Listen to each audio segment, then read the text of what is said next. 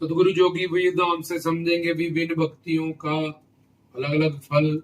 सबसे बड़ी भक्ति कौन सी है? तो भक्तियों के क्रम से सबसे नीचे होती है तामस भक्ति, जिसमें कि श्राद्ध पूजा, पितृ पूजा, या रिद्धि सिद्धियों, या तांत्रिक लोग किसी भूत मसान को सिद्ध कर लेते हैं, या जीव हत्याएं करते हैं, इसको तामस पूजा कहते हैं। इससे ऊपर होती है राजस पूजा। स्वर्ग तक जो देवता सीमित हैं, देवी देवता, उनकी कुछ संसार की चीजें पाने के लिए जितनी उनके पास पावर है, उसके प्रति वो सारी चीजों की इच्छा रख के उन राजस देवताओं की जो स्वर्ग तक ही अधीन है, जिनके पास एक लिमिटेड पावर है, उनकी भक्ति और कर्म कांड अनुसार उसका फल। उसके आगे होती है सात्विक पूजा।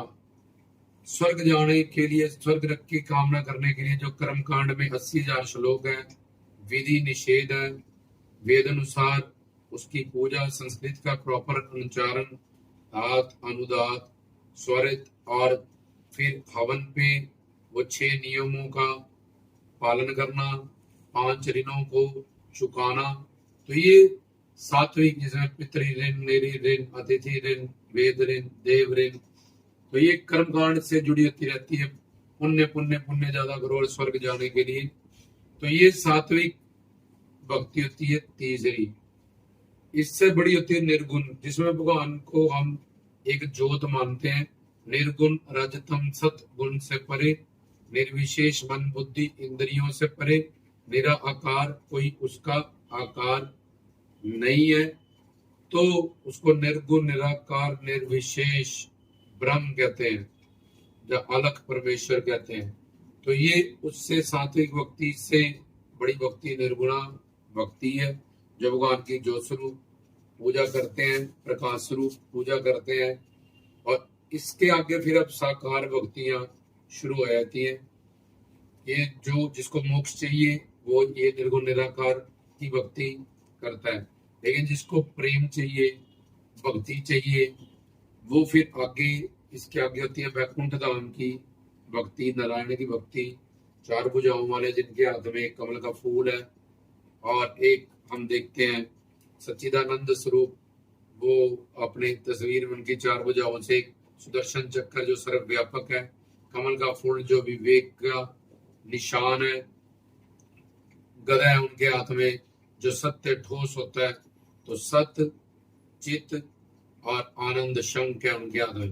तो ये इनको नारायण कहते हैं, या महाविष्णु कहते हैं। वैकुंठ में जिनका निवास है, वैकुंठ धाम के 7 दरवाजे होते हैं। तो ये हुई निर्गुण निराकार के बाद वैकुंठ धाम की परमात्मा की भक्ति। इससे आगे होती है सीताराम भगत रूप भक्ति, या राधा कृष्ण की भक्ति।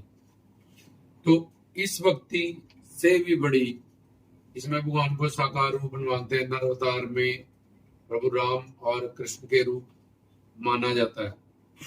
तो निर्गुण निराकार तक हमें ब्रह्मानंद मिलता है, प्राप्त होता है। फिर इसके आगे हमें प्रेम की क्लासें हैं, भक्ति की क्लासें हैं।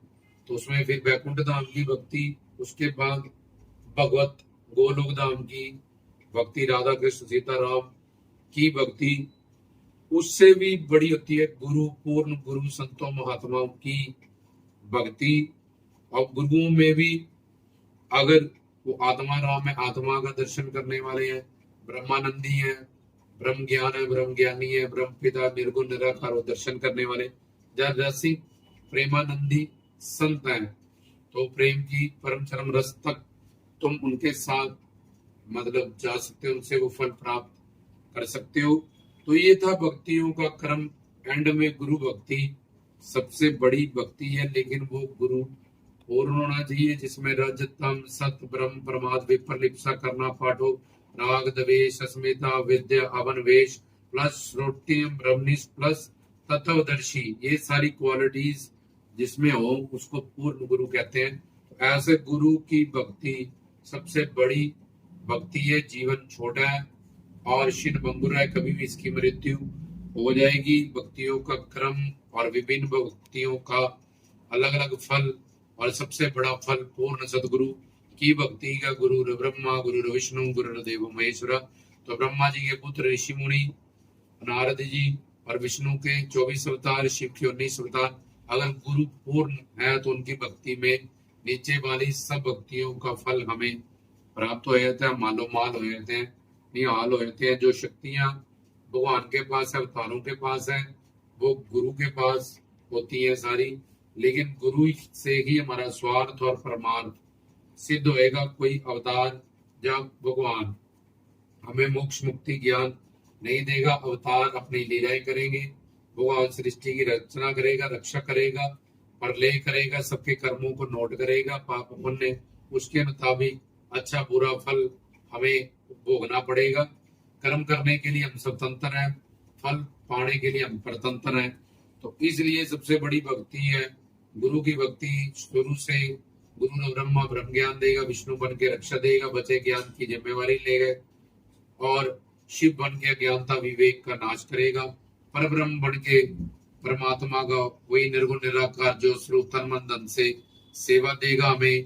तन मन धन से सेवा के बाद जब अंतःकरण शुद्ध हो जाएगा तो हमें दिव्य शरीर, दिव्य अंतःकरण, दिव्य धाम, दिव्य सेवा, ये सब कुछ प्रदान करेगा। परमात्मा का रूल है कि वो किसी गुरु के माध्यम से ही हमें ये सब कुछ देते हैं, या अवतार भी इन गुरुओं संतों फकीरों के रूप में ही हमें मिलते हैं। इसलिए गुरु भक्ति सबसे बड़ी भक्ति है। लेकिन कलयुग में गुरुओं का अंबाड़ आया हुआ है। रामचंद्र कह कि ऐसा से ऐसा कलयुग आएगा, हंस जुगेगा जाना कौआ मोती खाएगा। किसी किसी को पूर्ण गुरु मिलते हैं। गुरु एक पर्सनालिटी का नाम है, ना कि जटाओं का नाम है, ना कि रेख वेग का नाम, ना किसी वेशभूषा का नाम है। एक दिव्यता का नाम गुरु होता है, एक पर्सनालिटी का नाम गुरु होता है। जो ये बात समझ लेते हैं, पानी पी जो छान के गुरु की जो जान के, वो पूर्ण गुरु का ही शिक्षा दीक्षा प्राप्त करके उनकी भक्ति करते हैं। जब उनके साथ ये जो ब्रह्मा जी हैं, विष्णु जी हैं, शंकर जी हैं, आदि शक्ति दुर्गा जी हैं, तो जो नियम है 5 देव उपासना में कि गुरु बना के ही भक्ति करें, तो उसको पालना करते हैं, पूरी करते हैं, तब उनकी भक्ति सफल होती है। ये भक्तियों का क्रम था। तो जिंदगी छोटी है, लाइफ छोटी है, तो भक्ति करनी है तो ऐसी भक्ति करें जैसे मीरा ने अपने गुरु रविदास जी की, शबरी ने ऋषि मतंग जी की, बड़े बड़े नामदेव जी, जयदेव जी, कबीर जी, फरीद जी, उन्होंने पूर्ण गुरु की तलाश की और फिर उनसे सेवा से उन्होंने भक्ति प्राप्त की, उनकी बताई गई सिद्ध भक्ति की और उनका जीवन सफल हो गया था। ये था भक्तियों का क्रम, जिसमें के गुरु भक्ति पूर्ण गुरु की अगर पूर्ण शिष्य करे तो सब कुछ आ जाएगा, सब भक्तियों का फल मिल जाएगा। जय